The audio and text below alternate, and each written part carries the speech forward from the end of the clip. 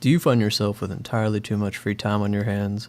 Have you been watching too many action movies and feel the need to run around in armor screaming bloody murder? If so, I have the solution for you. Wipe that Dorito dust off your face and just listen. Are you listening? Good. You can make your very own chainmail shirt, and I'll show you how.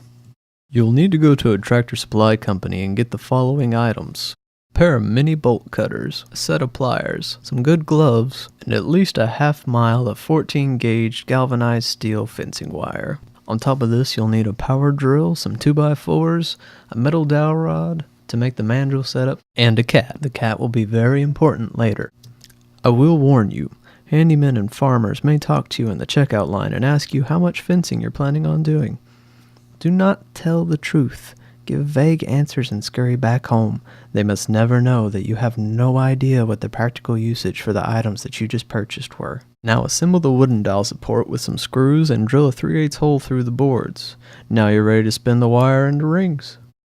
Once you have the springs, you can go on to step 2, cutting them into rings. This is the truly soul-crushing and tedious part of the process. And after 2 hours, you'll realize you've made virtually no progress, and your hand feels like it's about to break. You may feel a sense of dread come over you. Don't give in. That comes later. Now that you have a pile of rings, you'll need to start weaving them together in the 4-in-1 pattern shown here.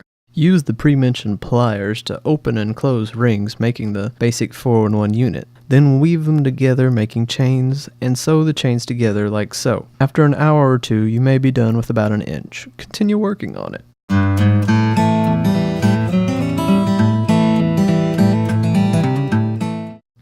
Now that you've been working on it for several weeks and have about 6 inches done, all hope should be gone.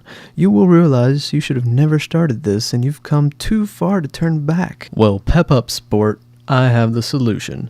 All you have to do is trade your soul to the nearest cat for infinite patience. Now that you have infinite patience and don't have that pesky soul weighing you down, you may begin to start making some real progress. After a while, you may realize you can't stop doing it anymore. This is just fine. Be prepared for the inevitable interventions your loved ones will try and pull later. Once you've made enough chainmail that your social life is completely dead and your hands are no longer capable of feeling pain, you can start to turn your chainmail scraps into a shirt like this one. Your shirt is complete. Revel in your accomplishments because you are now the proud owner of an unpractical 25-pound shirt. It's basically useless, except it will let everyone around you know how much free time you have and allow you to give your cat a bat without fear of its claws. Congratulations, and I hope you enjoy it, you monster.